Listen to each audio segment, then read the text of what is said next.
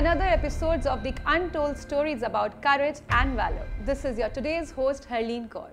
Today I would like to introduce you to a real-life hero. Yes, you heard it right. A real-life hero, not a Bollywood real hero.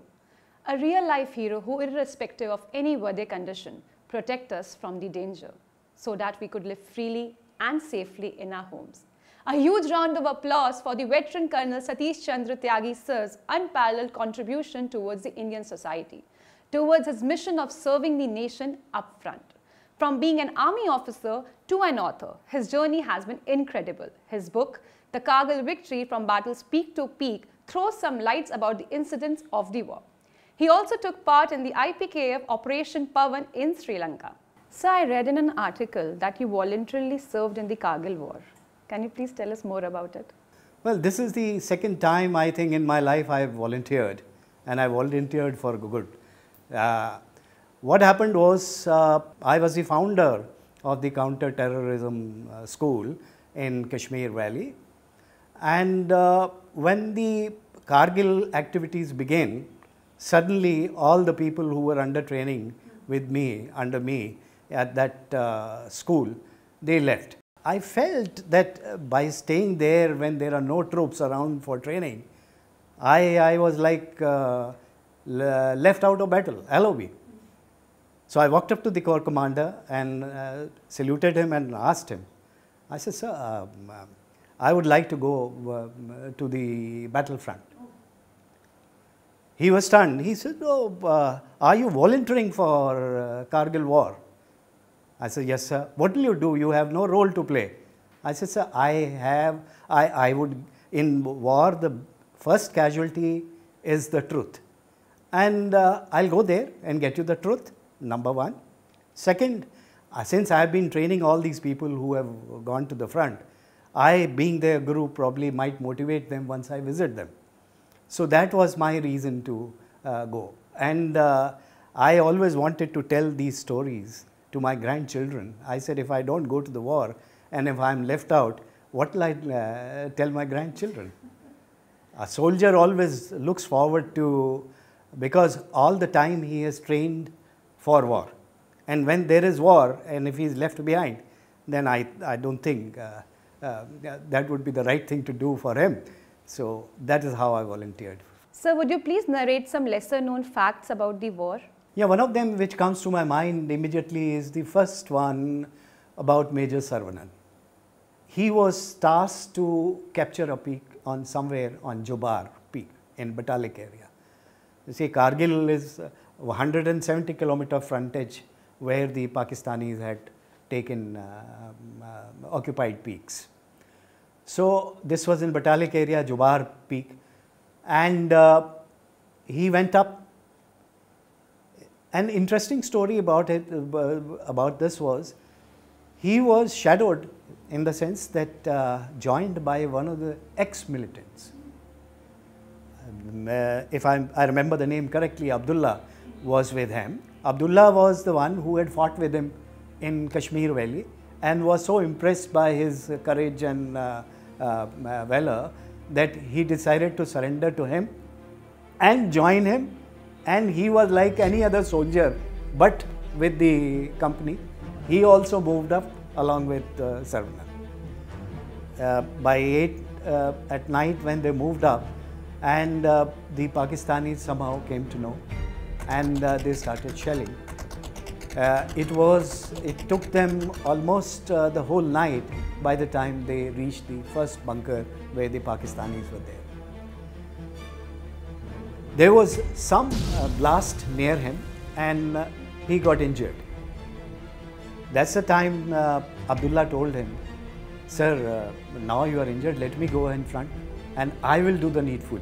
I will go to the bunker and I'll throw the hand grenade inside.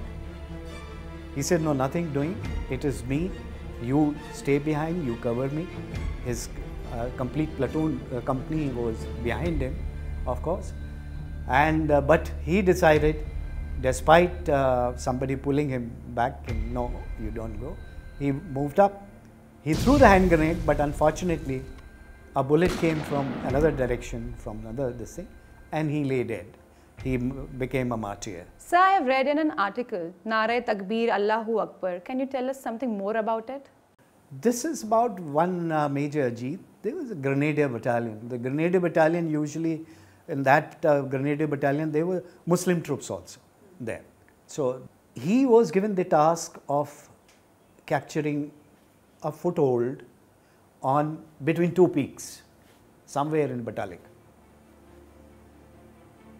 When he climbed up there with a lot of difficulty, temperature, minus, all those things I don't have to explain, because this as it is was very difficult to reach, and with great difficulty they managed to reach the top despite enemy firing all the time, shelling coming, blizzard, snow blizzard being there, and couple of casualties en route. They had to be evacuated, but they managed to climb and they reached the top. And so he said Naraye Takbir, and then the men shouted Allahu Akbar. So the Pakistanis thought, oh, these are hamari fauj hai. So they said, Aao bhaiyo, aao bhaiyo, aao.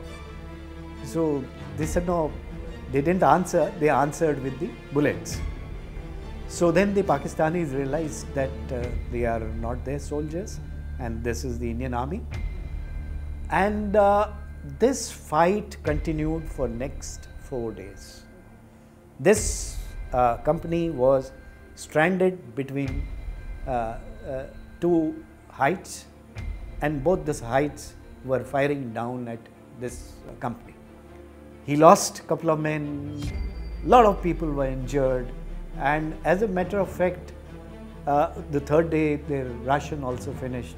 Only few emergency rations, something which was supposed to have fetched up, that also did not come up from the.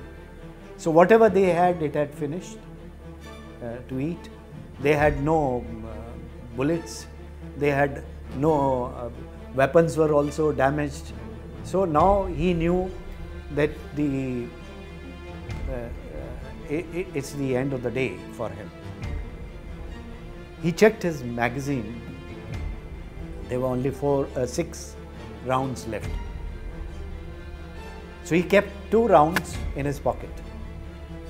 So somebody asked him, another soldier, साहब जी ये क्यों आपने किया? He said, देखो 2 इसलिए रखी है, अब तो अंत नज़दीक है, तो पकड़ा नहीं जाना है मैंने, जिंदा नहीं पकड़े जाना, एक से नहीं मरूंगा तो दूसरी से मैं जरूर मर जाऊंगा. Now there were only 4 rounds left in his chamber. Hearing this, the others also kept 2 rounds in their pocket, that none of us should be captured alive. Then he saw through the gap, Pakistan's company commander was visible, who was beckoning him, surrender, surrender, surrender. But he was hiding, I mean, he could not be easily shot. He said, okay. He said, sir, I took those 4 rounds, aimed through that gap, remembered my training at the Indian Military Academy, that how to, shoot, and remembered, prayed to my Kul Devi, and then I shot those 4 rounds. And that 4 rounds, the company commander was shot dead. The result was the Pakistanis vacated that post because they realized he had before shooting those rounds, he had said, हमारे भी 150 आदमी आ गए हैं हमारे पीछे. So Pakistanis felt that their reinforcements have arrived, and with their company commander having died, they vacated the post. So there are several such stories which are worth recalling and remembering and telling our younger generation, so that they are motivated. They must know what happened there and why. ओ मेरा रोम रोम तेरा कर्जदार है, हमारी ये आजादी तेरी कर्जदार है. शुक्रिया शुक्रिया शुक्रिया